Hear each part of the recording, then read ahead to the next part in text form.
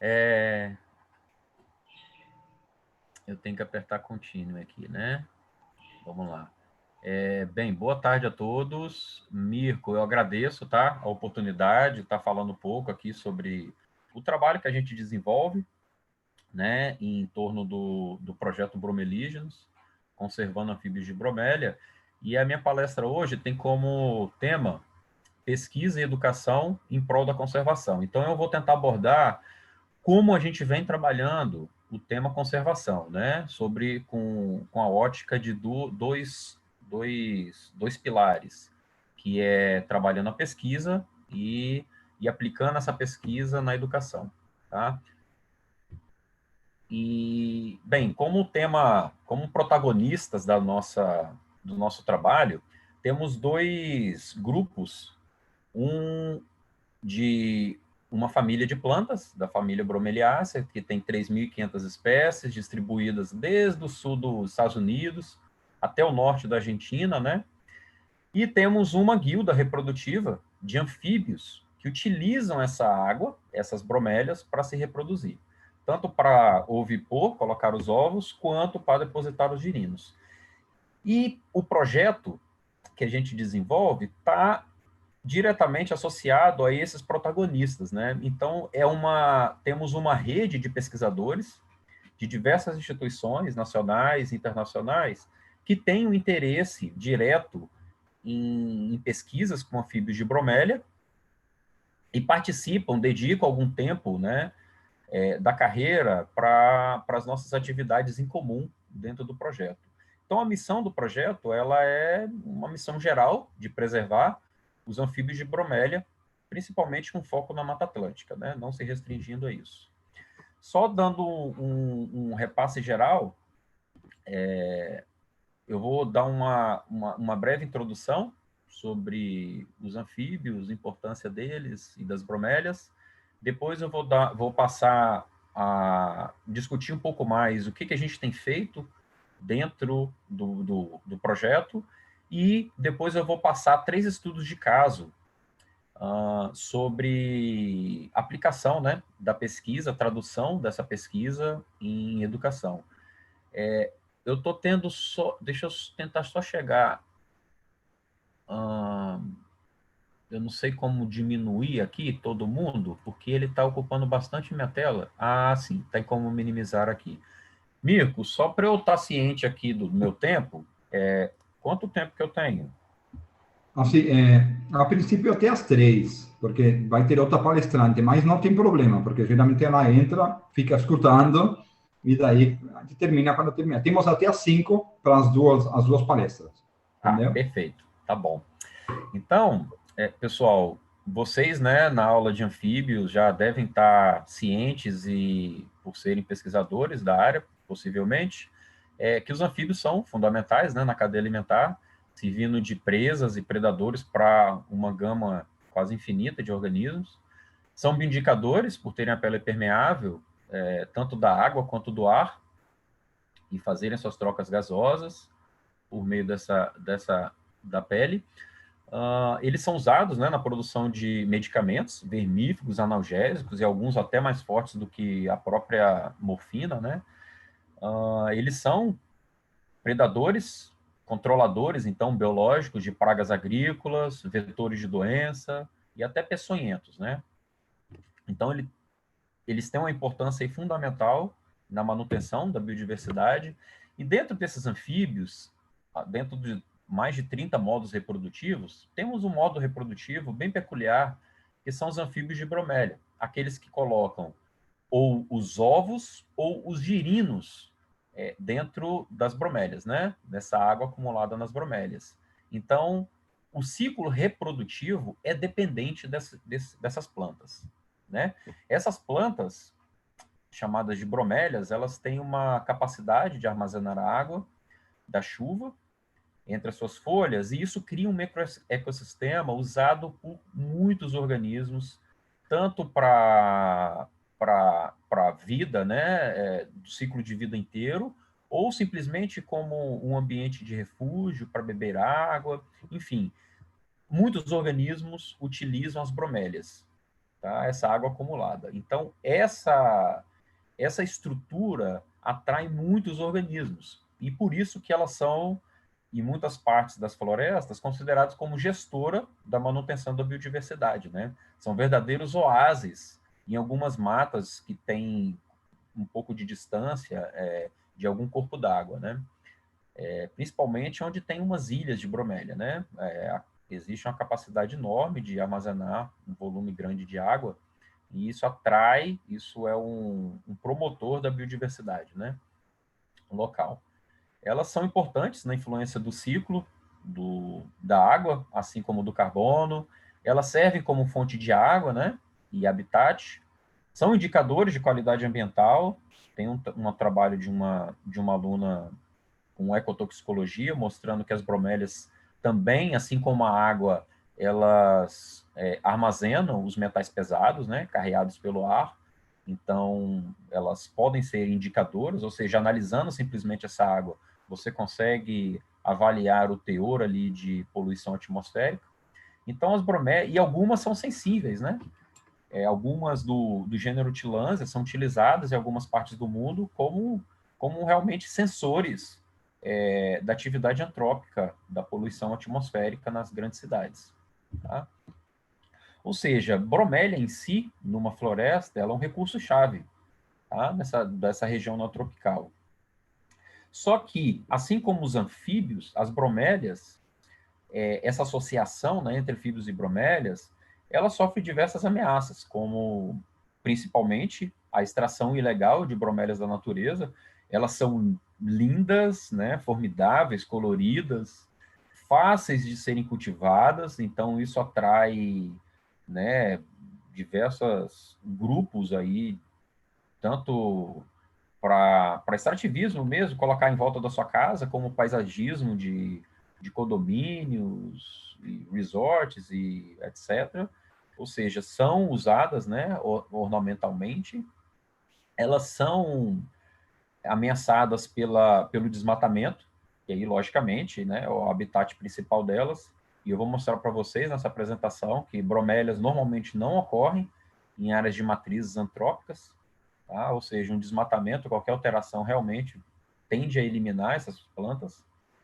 E elas são ameaçadas pela poluição do ar e da água, e, logicamente, o aumento de temperatura tende a ser maior, o aumento de temperatura do ar tende a ser maior no ambiente micro, como essa água das bromélias. Então, é bem possível que os anfíbios de bromélias estão mais suscetíveis a mudanças climáticas do que os demais de corpos lênticos e lógicos, tá?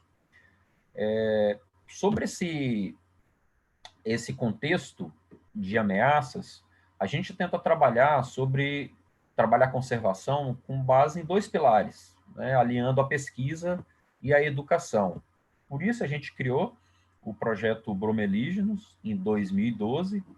Bromeli dá para entender, né, que vem de bromélia, e genus também para a gente é bem familiar. Genus quer dizer origem, né? Então são organismos com origem em bromélia, né? Nesse caso os nossos queridos anfíbios. E o projeto tem como a área de atuação a Mata Atlântica, de maneira geral, porque são pesquisadores e ambientalistas espalhados pela Mata Atlântica, colaboradores, mas a gente tem como base, como sede principal, a região de Santa Teresa, que é um município bem pequeno e representa bem o complexo de paisagem da região montanhosa da Mata Atlântica, onde a gente vê os vales ocupados por área antrópica e os topos de morro normalmente cobertos por vegetação nativa, tá? E a Santa Teresa, ela é considerada uma área chave para a biodiversidade, né? Principalmente nos nossos grupos taxonômicos, tanto para anfíbios quanto para bromélia. Para bromélia, é uma das áreas com maior riqueza da Mata Atlântica, né? Assim como de grau de ameaça. São muitas espécies em algum estado de ameaça. E esse é o mesmo cenário para os anfíbios. É uma área uma região com alta riqueza de anfíbios e muitos deles ameaçados de extinção. Essa região de Santa Teresa, ela teve como nos primórdios aí há um século atrás uma iniciativa de uma pessoa chamada Augusto Husk, que foi posteriormente considerado o patrono, né, da ecologia do Brasil. E ele teve os estudos fundamentados em... Era um ambientalista, um agrônomo, um ambientalista, passou pelo Museu Nacional como professor durante um tempo, mas ele se destacou muito pelos estudos com bromélias, com orquídeas e com beija-flores. Mas ele foi uma pessoa que coletou muito e contribuiu muito com pesquisa no Brasil de maneira geral. Ele mandava os espécimes para diversos museus, coleções, colegas no Brasil e outros lugares do mundo. Então, ele promoveu muito, contribuiu muito aí para a pesquisa de maneira geral.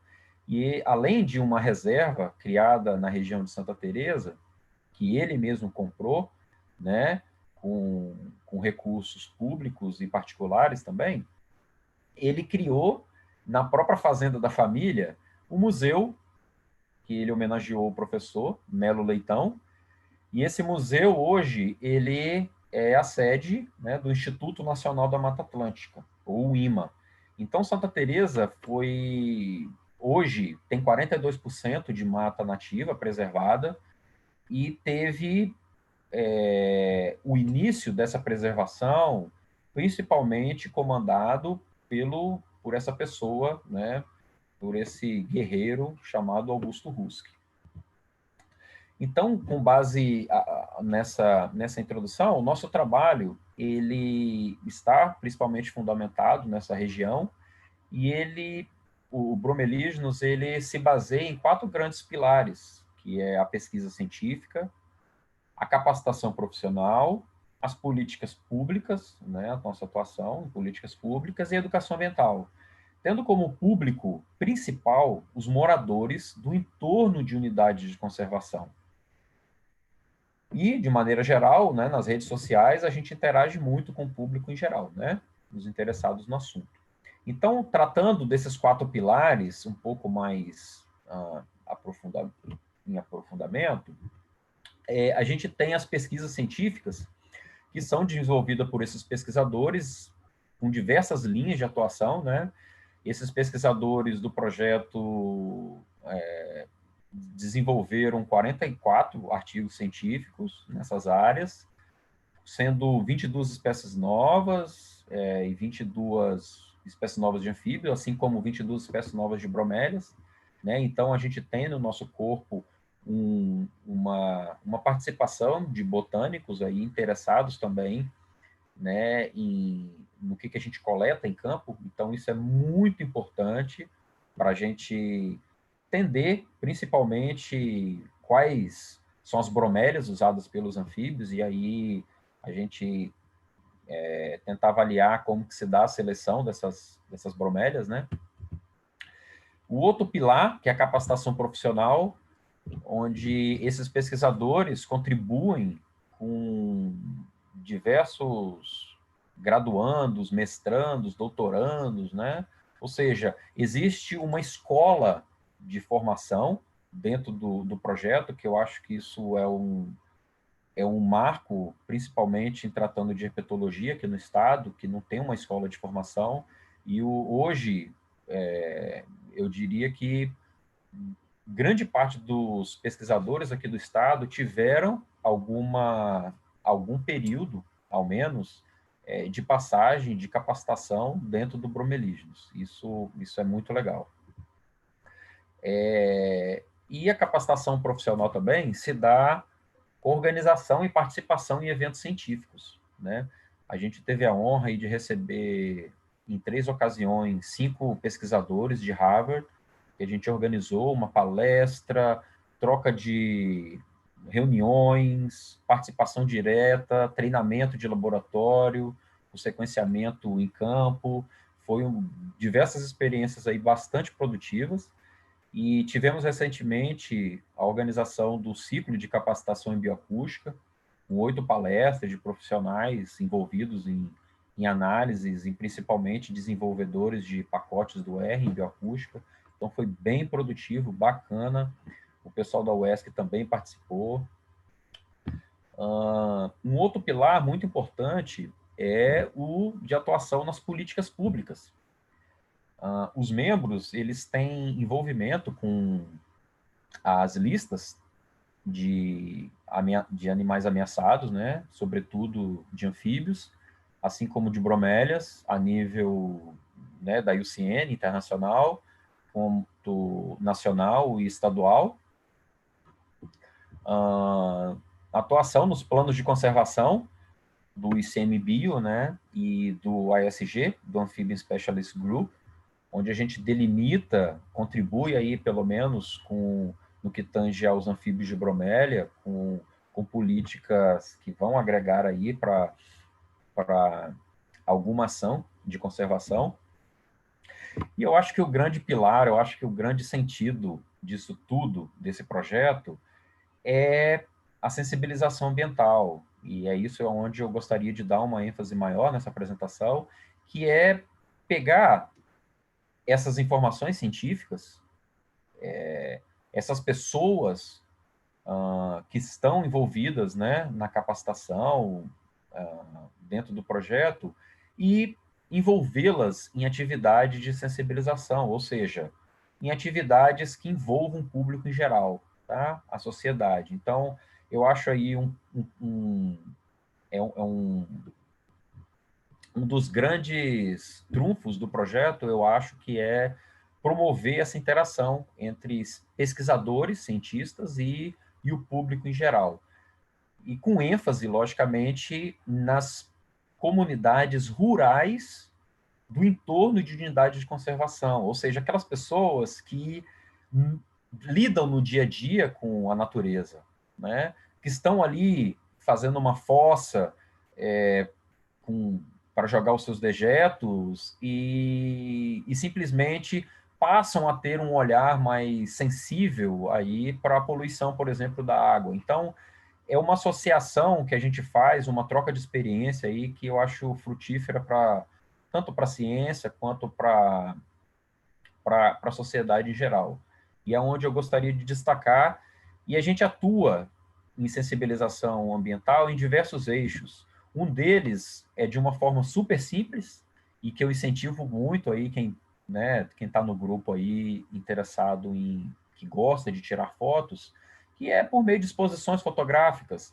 Nessa daqui, ó, em 2012 e 2013, eu simplesmente imprimi em folhas A3 e colei essas fotos em um papel de cartolina preto e levei para as escolas. Isso, gente, atraiu muitas pessoas. Logicamente, no recreio das escolas, os alunos todos se envolviam, iam olhar o que é aquilo, né? O que sapo. Então, a gente sempre coloca um texto básico, explicativo ao lado. Então, é uma maneira simples de envolver o público em geral, né? Nesse caso, alunos de escolas públicas. E, recentemente, a gente tem uma exposição mais elaborada, comparado, né, com essa iniciativa inicial aí, que é chamada Vivendo em Microcosmos, onde também, basicamente, eu comprei essa placa de MDF, cortei ela em 3 pedaços, na verdade são 2 placas, cortei em 6 pedaços, e uni-las com dobradiça. E aí ficou uma exposição fotográfica itinerante. A gente dobra, bota em cima do carro e leva para onde a gente vai. Né? Essa exposição já rodou as escolas de Santa Teresa, assim como da região da Grande Vitória, diversos municípios aqui da região. Então, uma maneira simples da gente traduzir uma informação científica, né? A gente tem uma informação científica por meio de foto e a gente traduz, né, essa imagem e transmite isso para o público geral de uma forma super simples. Então, isso daí é uma iniciativa que eu incentivo a todos, né, interessados aí em educação ambiental. Uma iniciativa muito legal, que é um dos pilares do projeto, que a gente é pioneiro aqui no estado, e é desenvolver o Dia de Salvar os Anfíbios, que é um evento internacional realizado simultaneamente em 58 países, em mais de 2.000 cidades do mundo, onde os organizadores, né, voluntários, na última semana do mês de abril, desenvolvem uma série de atividades. E aqui a gente elaborou uma gama de atividades, de jogos, de, né, exposição de animais vivos, assim como de estruturas de virinos, de pele, sob microscópios, que é muito interessante. A grande parte das pessoas, do público em geral, nunca olhou no microscópio, numa lupa, então isso atrai, né? Simplesmente um instrumento desse daí atrai muitos curiosos, e é essa a nossa intenção mesmo, de difundir, de popularizar a nossa ciência, né? E nessas ocasiões, a gente tem uma parceria com o produtor de mudas local, e a gente já distribuiu mais de 2.200 mudas, principalmente para os moradores, né, dessas áreas de UCs. E também a gente envolve, né, a galerinha, o público mirim, em pinturas e brincadeiras, que é super legal. Infelizmente, agora, né, na pandemia, as áreas que normalmente a gente faz, essas atividades estão fechadas, então não permitiram nossa atuação nesse ano, mas a gente acredita que o ano que vem a gente vai dar seguimento a esse trabalho. E aí a gente tem alguns representantes da UESC aí, né, Mirko? Atuando no projeto. Uma iniciativa muito legal, com esse mesmo viés, é o Oi Prazer, Somos os Anfíbios, que é um programa que a gente utiliza basicamente as mesmas atividades, né? Jogos, microscópio, animais, e essa mesma estrutura, como vocês podem ver aí, uma simplificada, que a gente leva para as escolas, dentro de um container, né? E a gente consegue agregar aí, eu acho que uma informação essencial, interagir diretamente com os alunos, por meio, geralmente, assim, rotativo na escola, as turmas vão passando nos horários das aulas, geralmente de ciências, passando, e a gente permanece um dia na escola atendendo todos os alunos. Então, é um dia, assim, que a gente sai muito leve, com dever cumprido, né, de ter contribuído aí com a sociedade, né, com o meio ambiente, que eu acho que é dessa forma que a gente vai sensibilizar as pessoas e ter um sucesso aí no que a gente almeja, que é a conservação dos anfíbios. Então, são diversas atividades, como vocês, alguns exemplos aqui, de mídia interativa, muitos papéis, desenhos para a galerinha pintar, e eu carrego meus filhos também. Um eixo do projeto que a gente trabalha intensamente é na produção de materiais educativos, tá? Para distribuição. A gente não vende ainda, infelizmente é um fator limitante do projeto, não ter uma lojinha, né, para vender isso e arrecadar dinheiro, mas a gente produz esse material e distribui ele gratuitamente, principalmente para os moradores. Eu viso enfatizar isso porque é onde a gente atua principalmente, tá? Com a distribuição de cartilhas informativas. A gente não só distribui, como no engajamento comunitário, a gente explica, a gente lê, a gente interage diretamente com o material por meio do material educativo, tá? E tem uma série de almanaque Turminha dos Anfíbios, que a gente produz e distribui para as crianças nas escolas, com jogos, brincadeiras, palavra cruzada, labirinto, tudo envolvendo anfíbios em geral, né? Recentemente a gente criou um trunfo, um card, né? Onde a gente pretende distribuir esses cards. A gente está com uma via de publicidade online dele, mas a gente pretende imprimir e distribuir nas escolas, tá? as crianças. Tem um cartão também, onde a gente, né, troca um bate-papo sobre a importância dos anfíbios, principais ameaças, e atrás desse cartão tem como contribuir para a preservação dos anfíbios. Então, isso daí, de maneira geral, atrai um público mirim, principalmente, mas isso é aberto a todas as idades, né, faixas etárias. E o engajamento comunitário eu acho que isso daqui tem um papel fundamental aí, eu diria, na popularização da ciência, né, na difusão, que a gente visita diretamente os moradores, levando esses materiais educativos e bate um papo com eles, né?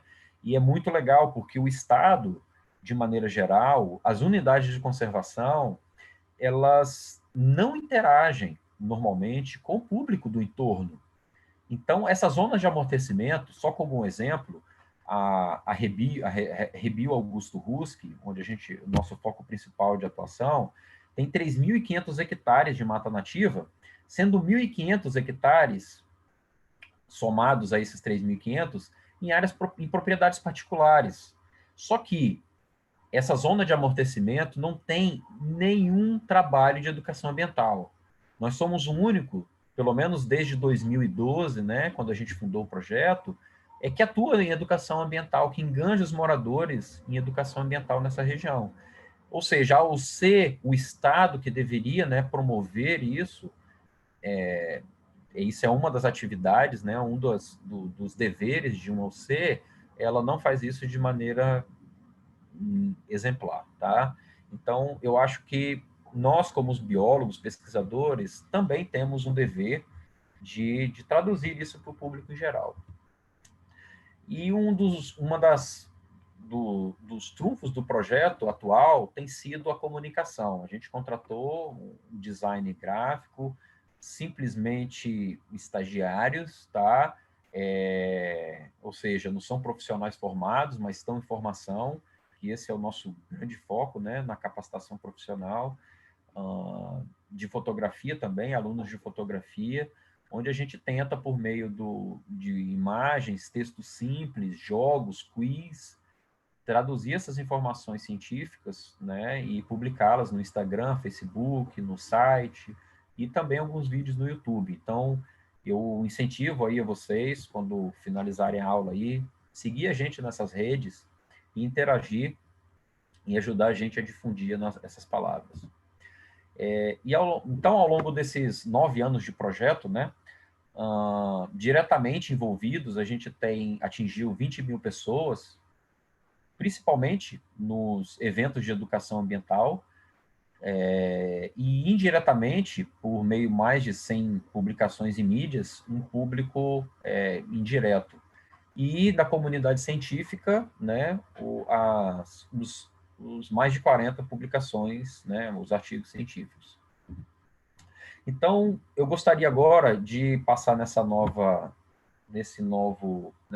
fase a discutir um pouco mais da aplicação direta, né, da nossa pesquisa em educação, tá? Então, eu tento traduzir aqui como a gente trabalha a conservação, que é aliando a nossa pesquisa e traduzindo ela para a educação.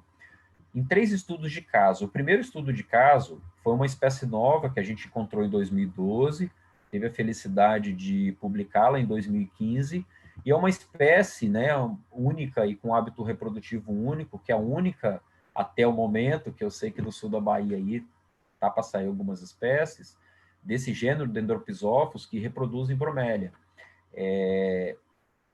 E o que a gente fez? Com uma espécie nova, que infelizmente ocorre apenas em propriedades particulares, né, dessa zona de amortecimento da UC, da Rebio Augusto Husky, e também ocorre em bromélias, algumas ameaçadas de extinção. A gente pegou essa informação científica, né, ou seja, a descoberta de uma nova espécie e publicação dessa nova espécie, e enviou para os canais de comunicação, os meios de comunicação em geral. Então, isso deu uma publicidade tremenda tanto a nível de jornal impresso, como jornal online, como televisão, como mídias do exterior, tá? Alguns, né, fazem até essas brincadeiras aí, tem perereca nova em Santa Teresa. Bem, o jornal, como o Mico estava falando, o jornalista tenta traduzir do jeito que acha melhor para o público entender e ficar curioso. Então, achei uma maneira aí peculiar de atrair o público em geral. Mas é importante que foi uma publicação científica e foi basicamente de tentar difundir, atrair os jornalistas para fazer a difusão dessas matérias científicas. E nesse momento eu gostaria assim de enfatizar que, como o Mirko abrangeu, é um momento muito oportuno, eu acho, para a ciência, que os próprios jornalistas eles perceberam, assim como nós, cientistas, percebemos que é necessário haver um intercâmbio entre essas duas profissões e traduzir essas informações para o público em geral. A gente viu, a gente vê, né, a gente vivencia o quanto atualmente, quanto a carência dessa tradução mesmo da ciência, o público em geral afeta até nossas próprias vidas, né, afeta a nossa comunidade em geral. Então, é um momento, eu acho, muito oportuno de vocês que estão, né, engajando ou engajados em pesquisa, de traduzirem essa informação, a sua pesquisa, para o público em geral. E eu acho que agora é um momento muito oportuno dos jornalistas darem uma ênfase aí a esse legado que a gente vem produzindo simplesmente, né, que a gente normalmente, esse legado científico, normalmente a gente bota dentro da gaveta, né? Então eu acho que é um momento bastante interessante aí a todos que estão desenvolvendo pesquisas na área. E essas pesquisas também a gente leva diretamente para as OCs. A gente sempre marca reuniões, quando tem publicação, reuniões com gestores, e por mais que não haja aplicação dessas informações, né, de maneira prática mesmo, de gestão, a gente está informando os gestores. Pelo menos a gente está fazendo nosso papel e eles estão cientes do que a gente tem feito. Isso é muito importante para eles tentarem também valorizar as próprias UCs, né, que eles gerenciam. Um outro caso, um outro estudo de caso, que eu diria pioneiro, né, no Brasil, em taxonomia cidadã, foi quando a gente achou, em 2012 também, uma nova espécie, nesse caso de anfíbio de serrapilheira, do gênero Adelophrine. E o que a gente fez? A gente pegou alguns indivíduos, colocamos em aquários e saímos pelas escolas, por feira livre, pelo Museu de Biologia, né, o Melo Leitão, que hoje é o IMA, fazendo uma campanha de votação para a escolha do nome popular, ou nome comum, ou nome vernacular. Então, isso foi uma iniciativa que atraiu mais de 1.500 participantes, né, sim, que votaram diretamente, né, mas o público em geral da cidade ficou muito interessado. Então a gente foi para feira, escola, fez uma campanha online promovendo essa votação e teve um engajamento assim muito. Desculpa, pessoal, e saúde para nós. Teve uma participação assim muito surpreendente do público em geral, né? Eu acho que é muito interessante deixá-los escolher o nome popular. Eu acho que isso é uma espécie endêmica dessa região, então as pessoas locais vão escolher. Então a gente deu algumas opções, assim como deixamos uma opção em branco para eles darem novas ideias aí de nome popular. E nessa publicação científica, a gente colocou um itemzinho de common name e traduzimos, né, num artigo científico, um nome popular que a própria comunidade local escolheu.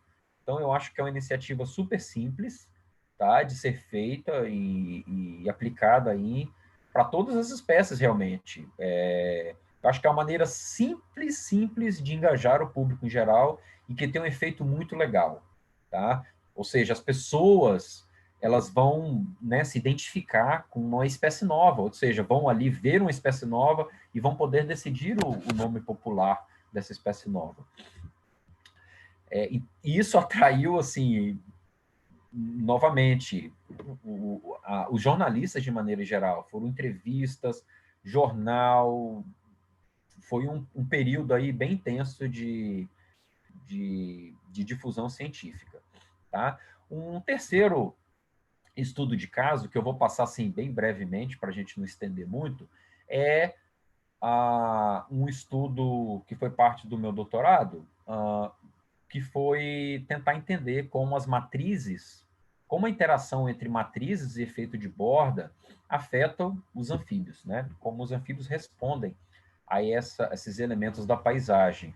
A paisagem local aqui, as matrizes antrópicas, elas têm basicamente café, mata secundária e eucalipto. Então a gente quis entender como os anfíbios estão respondendo ao efeito de borda adjacente a esses três tipos de matrizes. Tá? Então a gente sabe, né, de maneira geral, diversos efeitos aí ao longo, né, das distâncias das bordas das matas, e ao longo dessa reserva a gente escolheu 21 pontos, e em cada ponto desse estabelecemos 21 pontos, né, sendo 7 réplicas de eucalipto, 7 de mata secundária, 7 de café, áreas adjacentes à reserva, e a gente fez um transecto, sendo estabelecendo 2 plots de 5 por 5 metros, 50 metros dentro da matriz, na borda, 50 metros da matriz e 200 metros da matriz no interior florestal.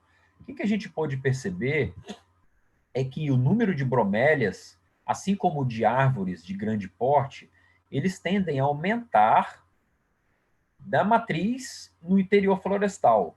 Não é uma grande surpresa para a gente, mas não tinha informação científica, né? Surpresamente, para a região tropical, tá? Então, o nosso trabalho mostrou que o que era esperado realmente aconteceu. É isso que acontece.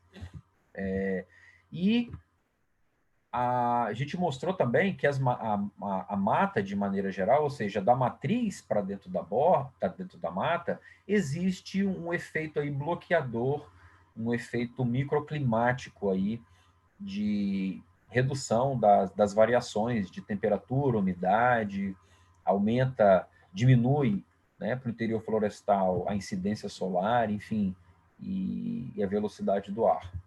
Nada surpreendente, mas a gente entendeu dessa forma quais são as variáveis respostas, né, aí as preditivas, no caso, que influenciam as variáveis respostas, que foram a riqueza de anfíbios e a abundância de anfíbios, mostrando que do interior florestal há um decaimento tanto de riqueza quanto de número de indivíduos de duas guildas reprodutivas, que são os anfíbios de bromélia, que a gente tem aqui no tracejado contínuo, e no tracejado os anfíbios de serrapilheira, ou seja, eles decaem tanto em número quanto em abundância, número de espécies quanto número de indivíduos, em direção à matriz. Nada surpreso, mas interessante que uma riqueza maior aí de anfíbios que reproduzem, né, em ambientes lênticos aí, lóticos, ao longo dos vales,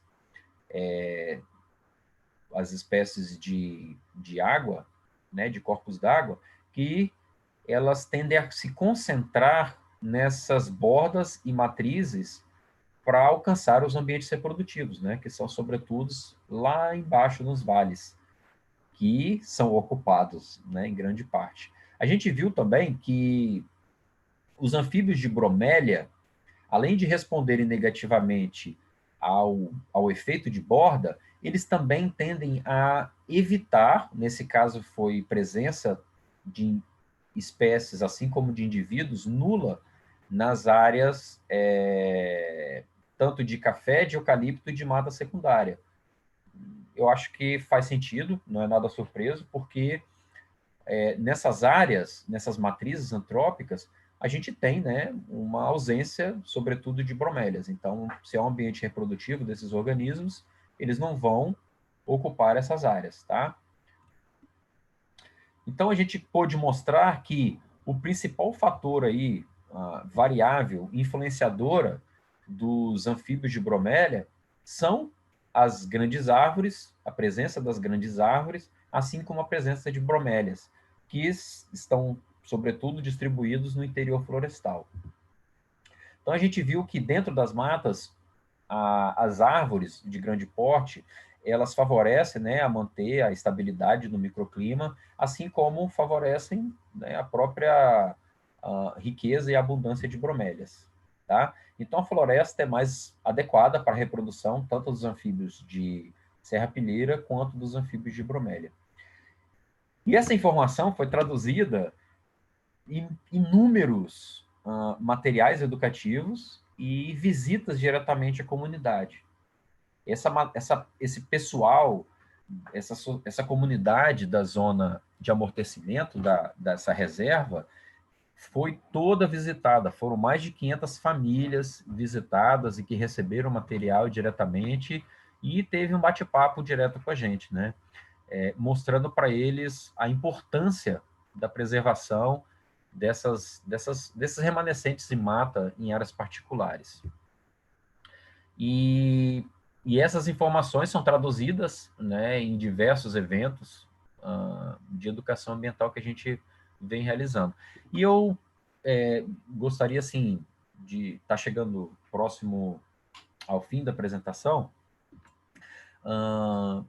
e eu gostaria, a gente tende a seguir muito, a gente populariza muito uma frase do Dr. Seuss, no livro dele, né, do The Lorax, tem até um filme também muito legal que eu recomendo assim a todos, tanto ao público infantil quanto ao público adulto, assistir esse filme porque ele tem um apelo muito legal, né, para a conservação, e ele fala que a menos que alguém como você se preocupe muito, nada vai melhorar. Ou seja, se você quer fazer, né, alguma coisa, essa alguma coisa vai ser a diferença, né? Vai ser a diferença, mesmo que localmente, como nos exemplos que eu citei aqui.